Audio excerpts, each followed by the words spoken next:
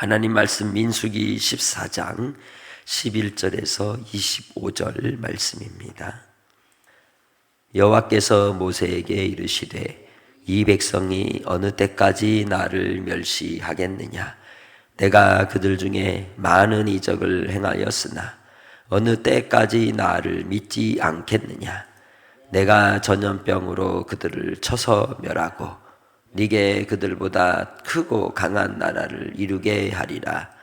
모세가 여호와께 여짜오되 애굽인 중에서 주의 능력으로 이 백성을 인도하여 내셨거늘 그리하시면 그들이 듣고 이 땅 거주민에게 전하리이다. 주 여호와께서 백성 중에 계심을 그들도 들었으니 곧 주 여호와께서 대면하여 보이시며 주의 구름이 그들 위에 섰으며 주께서 낮에는 구름 기둥 가운데에서 밤에는 불 기둥 가운데에서 그들 앞에 행하시는 것이니이다.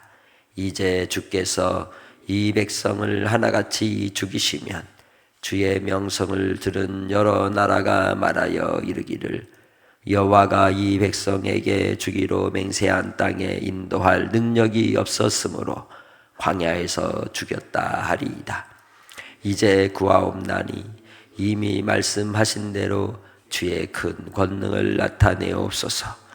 이르시기를 여호와는 노하기를 더디하시고 인자가 많아 죄악과 허물을 사하시나 형벌을 받는 자는 결단코 사하지 아니하시고 아버지의 죄악을 자식에게 갚아 3, 4대까지 이르게 하리라 하셨나이다. 구하옵나니 주의 인자의 관대하심을 따라 이 백성의 죄악을 사하시되 애굽에서부터 지금까지 이 백성을 사하신 것 같이 사하시옵소서. 여호와께서 이르시되 내가 네 말대로 사하노라. 그러나 진실로 내가 살아있는 것과 여호와의 영광이 온 세계에 충만한 것을 두고 맹세하노니 내 영광과 애굽과 광야에서 행한 내 이적을 보고서도 이같이 10번이나 나를 시험하고 내 목소리를 청종하지 아니한 그 사람들은 내가 그들의 조상들에게 맹세한 땅을 결단코 보지 못할 것이요 또 나를 멸시하는 사람은 한 사람도 그것을 보지 못하리라.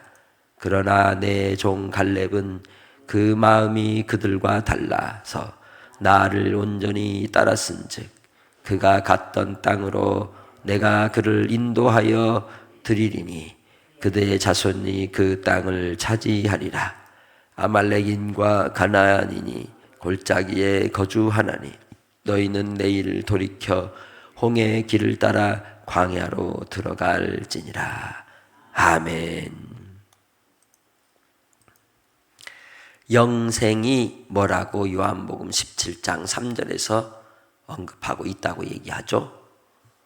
유일하신 참 하나님과 그가 보내신 자 예수 그리스도를 아는 것, 그것이 영생이라는 거죠. 곧 하나님 안에서 사귀며 사는 것, 주님의 은혜 아래 연합하여 주님의 말씀을 듣고 그 말씀을 기억하고 마음에 새기고 순종하여 하나님의 기뻐하심이 되는 것이 영생인 것입니다. 그럴 때 우리는 천국에서도 그렇게 하나님과 사귐의 기쁨을 누릴 수 있는 것이죠. 이 땅의 삶 속에서 그 사귐의 누림을 살았던 구약의 많은 인물들 중에 가장 뛰어난 인물은 하나님과 서열을 매기자면 가장 가까이 있는 사람이 누구다? 모세다. 이 모세의 모습 속에서 우리는 영생으로 사는 삶의 모습을 오늘 볼 수가 있습니다. 이스라엘 백성들이 밤새도록 부르짖어 하나님 앞에 통곡하고 그리고 아론과 모세를 원망하였지만 심지어는 돌을 들어 죽이려고 하는 상황까지 갔을 때에 하나님께서 그 모든 과정 속에 나타나 주시고 중지시켜 이제 모세가 11절부터 드리는 그의 탄원과 기도의 고백을 통해 하나님께 간절히 바라는 바를 우리가 살필 때 얼마나 백성들을 아끼고 사랑하며 그보다 더 아끼고 사랑하는 것은 하나님 여호와이심을 우린 보게 되는 거죠.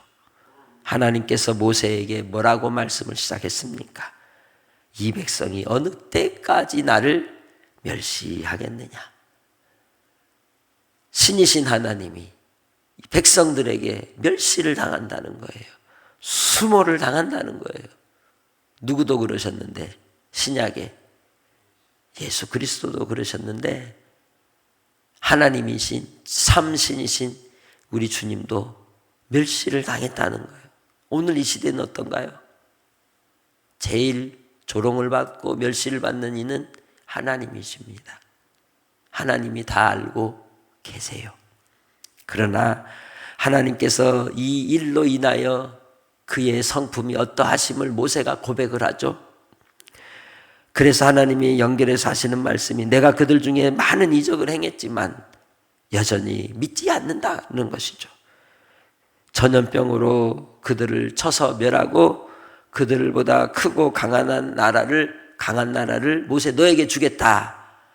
하나님께서 이제 언약을 파기하고 새롭게 시작하겠다고 하나님이 말씀하시지만 모세는 그 말씀 앞에 사양을 하고 거절을 하고 다시 탄원을 올리고 있습니다.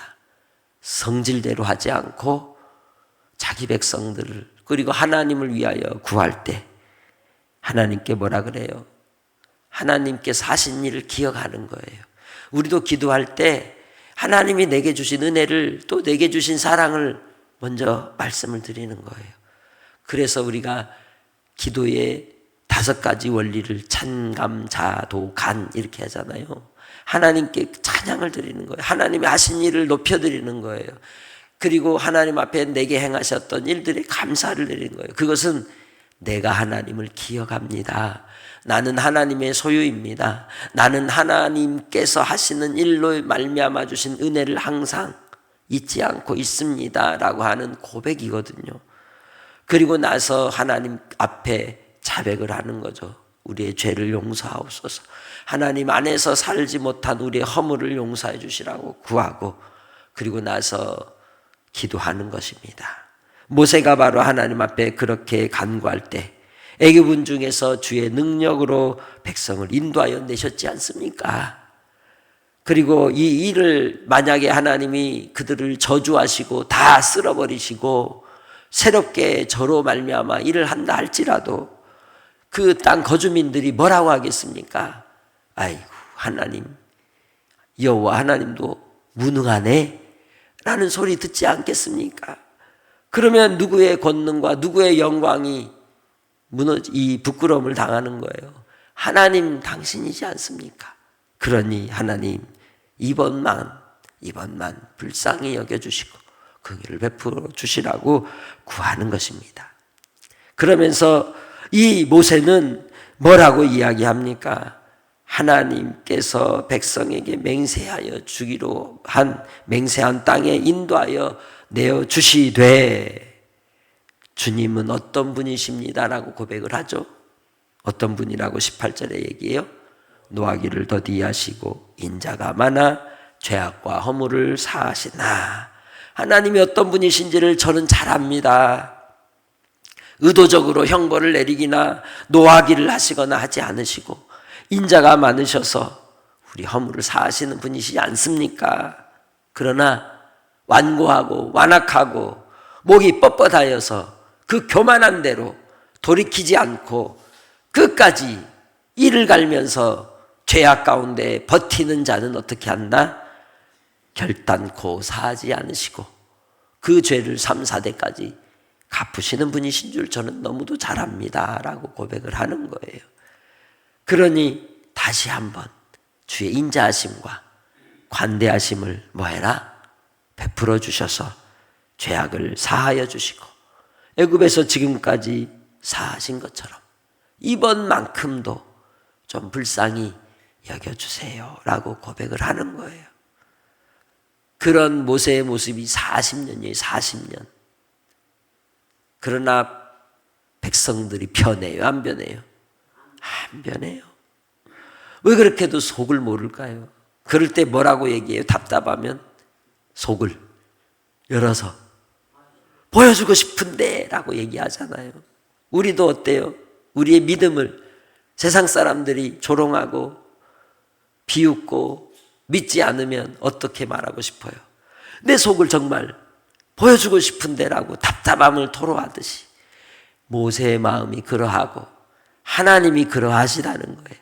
그럼에도 불구하고 하나님의 마음에 합한, 그리고 영생 안에 있는 모세는 뭐라고 이야기하는 겁니까? 하나님의 본래의 마음을 이야기하는 거예요. 하나님은 노하기를 더디하시는 분이시지 않습니까? 라고. 우리도 누군가가 분노하고 화가 났을 때 옆에서 막 똑같이 동조하면서 부추겨요. 그러면 더 막 화가 나잖아요. 그럴 때는 그 사람의 본래의 마음을, 본래의 성품을, 원래 그 화가 나 있는 이 사람의 마음을 차분할 수 있도록 그 마음을 감찰하고 살펴주고 기억해 주는 거죠. 그러면 어때요? 마음이 차분하게 가라앉는 거예요.